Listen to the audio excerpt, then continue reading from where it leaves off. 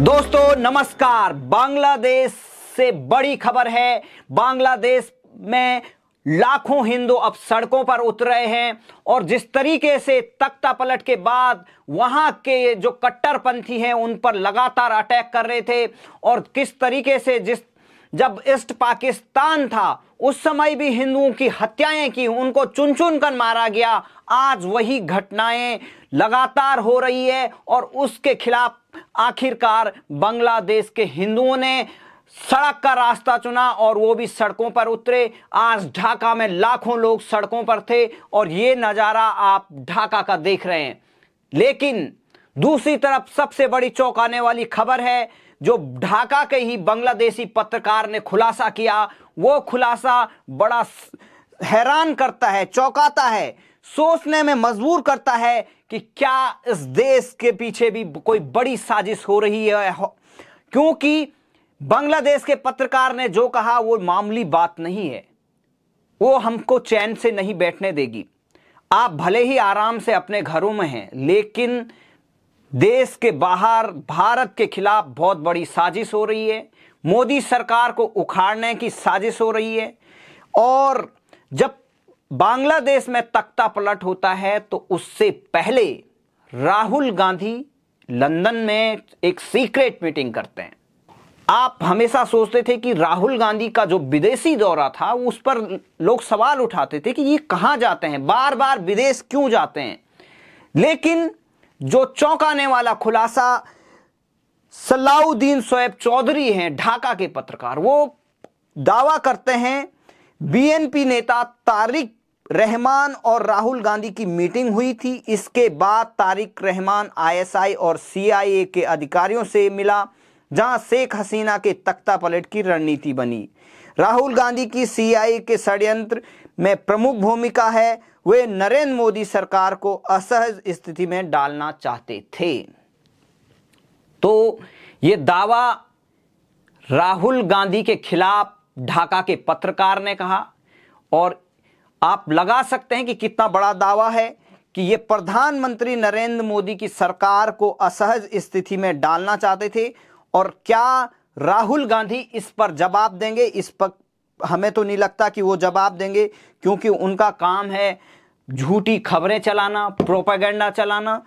और जिस तरीके से अमेरिका के और पाकिस्तान के एजेंडे को आगे बढ़ाते रहते हैं, कभी कश्मीर के मुद्दे पर वो भारत की बात नहीं करते हैं। कश्मीर के मुद्दे पर राहुल गांधी पाकिस्तान और आईएसआई का ही तरह बातें करते हैं।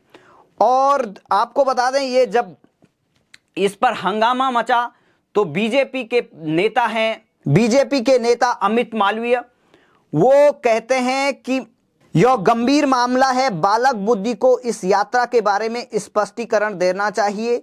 यह भी बताना चाहिए कि उन्होंने किससे मुलाकात की। और भाजपा नेता आरपी सिंह कहते हैं कि राहुल गांधी को लंदन में बीएनपी के तारिक रहमान के साथ अपनी बैठक के बारे में स्पष्ट करना चाहिए। क्या उन्होंने बांग्लादेश में तख्ता पलट और हिंदुओं के नरसंहार को आगे बढ़ाने का आदेश दिया था? यह जानकारी बांग्लादेश में जो पत्रकार हैं, ढाका के पत्रकार, उन्होंने कहा है कि हमने नहीं कहा। चाहे तो कांग्रेस पार्टी वाले उन पर केस कर सकते हैं, कर्नाटक पुलिस भेज सकते हैं और तेलंगाना में भी केस कर सकते हैं, लेकिन ऐसा करेंगे नहीं, क्योंकि उनको जवाब देना पड़ेगा। क्योंकि वहां के पत्रकार कह रहे हैं कि राहुल गांधी के इशारे पर इस तरीके का षड्यंत्र हुआ और ये तख्ता पलट की साजिश हुई। तो अब यह सवाल उठता है कि बांग्लादेश में जिस तरीके के हिंदुओं का नरसंहार हो रहा है उस पर राहुल गांधी कुछ नहीं कहते हैं। राहुल गांधी वहां के नए जो राष्ट्र अध्यक्ष हैं उस पर उनको बधाई देते हैं, लेकिन हिंदुओं के लिए कुछ नहीं कहते। गाजा के लिए उनको दिन रात उनके गाजा के लोगों की बड़ी चिंता होती है। उनकी बहन प्रियंका वाड्रा कहती है, वो कहते हैं। लेकिन आप देख सकते हैं कि किस तरीके से बांग्लादेश के हिंदू असहाय हैं। हिंदू के लिए कोई आवाज उठाने वाला संगठन नहीं है और पूरी दुनिया की संस्थाएं मौन है। संयुक्त राष्ट्र संघ पता नहीं अपनी आंख पे पट्टी, बाइडन, क्योंकि इन लोगों को काम ही है कि जो भी भारत के साथ है उसके खिलाफ काम करो। चाइना का ही एजेंडा और बाइडेन का एक एजेंडा है। अमेरिका में ये बात चलती है कि ये चाइना के एजेंट हैं, और जिस तरीके से चीन, पाकिस्तान और अमेरिका नहीं चाहते हैं कि भारत एक शक्तिशाली राष्ट्र हो, उनके पड़ोसी देशों से अच्छी मित्रता हो, ये नहीं चाहते हैं। और शेख हसीना जो भारत के हितों की बात करती थी और अपने बांग्लादेश के हितों की बात करती थी, लेकिन वहां पर तख्ता पलट करके अमेरिका ने दिखा दिया कि वो क्या चाहता है।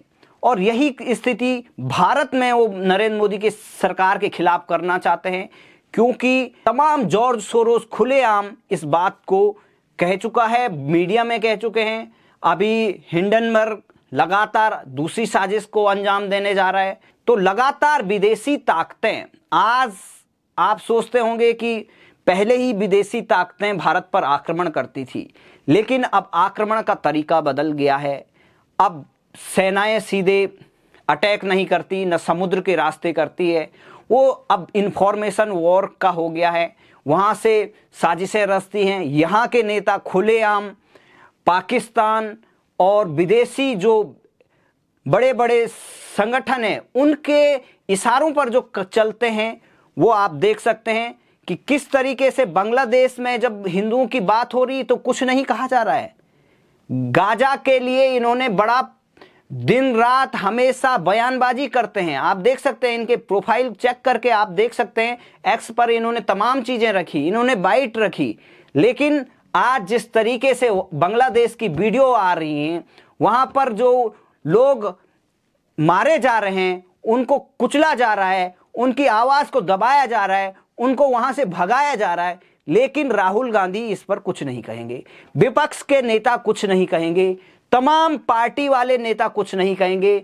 और तब ये कहते हैं हम सेकुलर नेता हैं, क्योंकि वहां बांग्लादेश में माइनॉरिटी क्या है, माइनॉरिटी हिंदू हैं। तमाम इतने प्रतिशत वहां पर जो डिक्लाइन हुआ है, तमाम हिंदुओं की तादाद पाकिस्तान और बांग्लादेश से सफाया होगी। वर्ल्ड मैप से हिंदुओं को सफाया करने की बात करते हैं। ऐसे तालिबानी मानसिकता वाले जो लोग हैं, वो ये पार्टियां भी उनको सपोर्ट करती हैं। अगर ये मौन है, अगर आप किसी क्राइम पर मौन है, तो मतलब आप भी उसके मूक समर्थक हैं।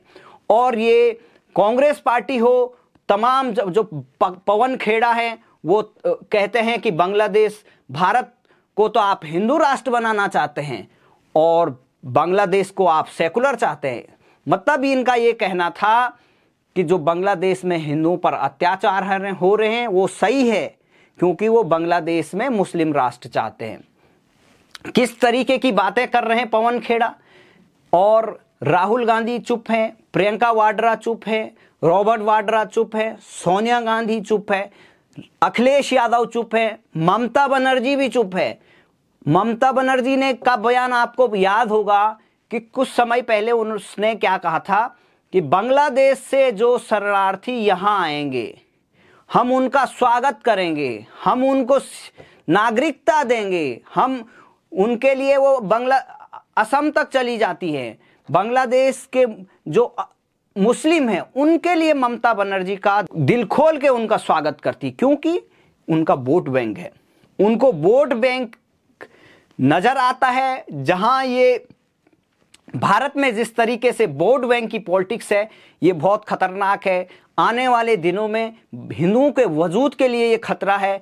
ऐसी सेकुलर और जो एक तरफ की विचारधारा के खिलाफ है, ऐसी विचारधारा के नेताओं को हमें बायकॉट करना चाहिए, इनके खिलाफ करना चाहिए, इनके खिलाफ बोलना चाहिए। अगर आप आज नहीं बोलोगे तो कल आपके साथ भी बांग्लादेश की जैसी घटनाएं होंगी, फिर आपके पास भागने की जगह नहीं होगी, फिर आप इसी तरीके से इन नेताओं को फ्री के लालच देकर वोट, आप गारंटी के नाम पर ये आपको आज गारंटी देंगे, लेकिन ये गारंटी फ्री की कोई गारंटी नहीं है।